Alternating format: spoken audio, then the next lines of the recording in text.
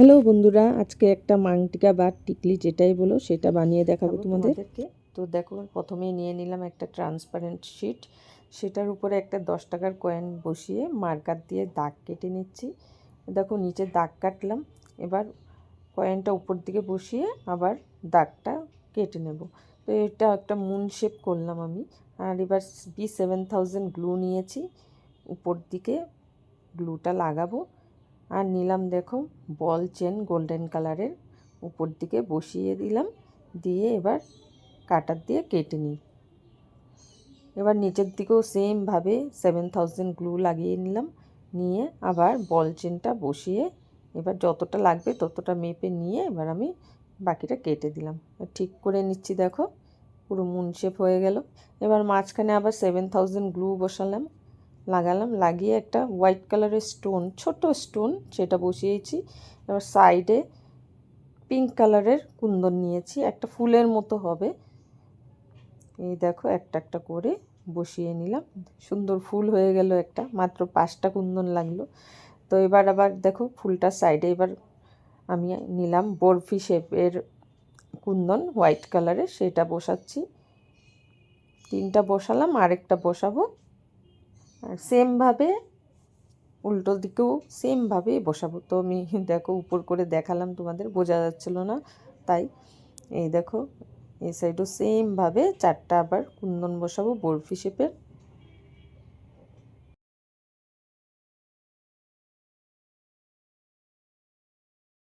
তো দেখো বন্ধুরা, এটা আমার কমপ্লিট হয়ে গেল। এবার নিচে একটা দেখো আমি আবার একটু বড় সাইজের সাদা স্টোন বসালাম, পাশে 7000 গ্লু লাগিয়ে এবার আবার বল চেন বসিয়ে দিচ্ছি।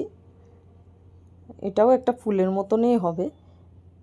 তো যতটা লাগলো নিয়ে বাকিটা কেটে নিলাম, কেটে এবার গোল করে নিচ্ছি। দেখো আবার 7000 গ্লু লাগাচ্ছি, লাগিয়ে ওই পিঙ্ক কালারের কুন্দন একটা একটা করে আমি বসিয়ে দেব।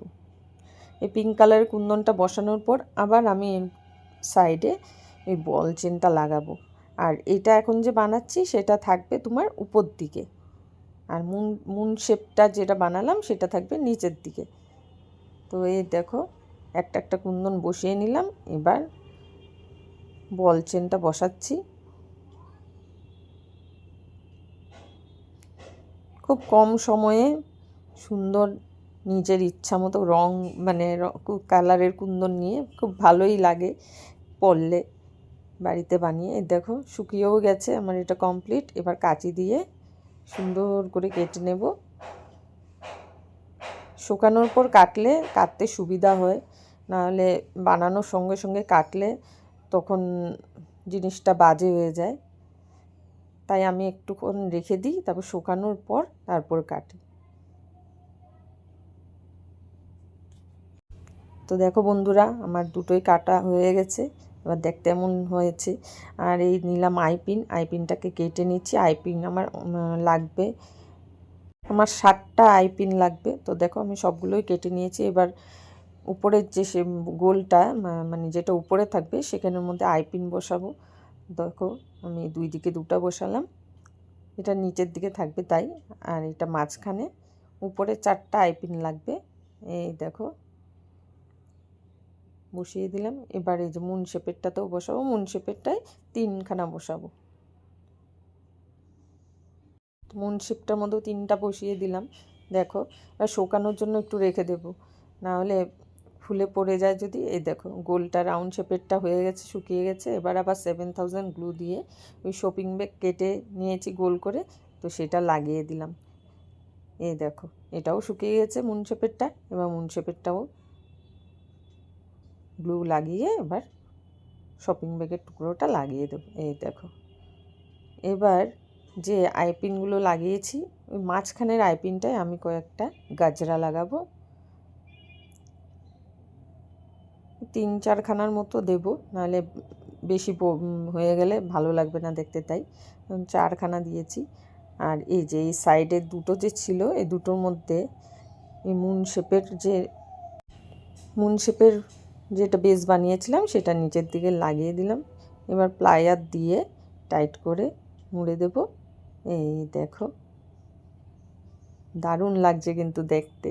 তোমরা কমেন্ট করে জানাবে। আর এই যে মুন শেপের নিচে যে আরেকটা আইপিন লাগিয়েছিলাম সেখানেও কয়েকটা গাজরা লাগাবো। তো দেখো এখানেও কয়েকটা গাজরা দিয়ে দিচ্ছি, তাহলে এটা নিচের দিকে থাকবে, দেখতেও খুব ভালো লাগবে। তো এইখানেও 4খানা গাজরা দিয়েছি, পালের গাজরা। এই দেখো হয়ে গেছে বেসটা। এবার এখানে উপরের আইপিনটায় লাগাবো পার্ল চেন, যেটা উপর দিকে চুলের মধ্যে দেওয়া থাকবে, টানা থাকবে, সেটা লাগিয়ে নিলাম। এবার হুক নিলাম, হুকটা উপর দিকে লাগিয়ে দেব। এই দেখো আমার টিকলি কমপ্লিট। কেমন হয়েছে বন্ধুরা কমেন্ট করে তোমরা জানাবে। আর নেক্সট ভিডিও কি দেখতে চাও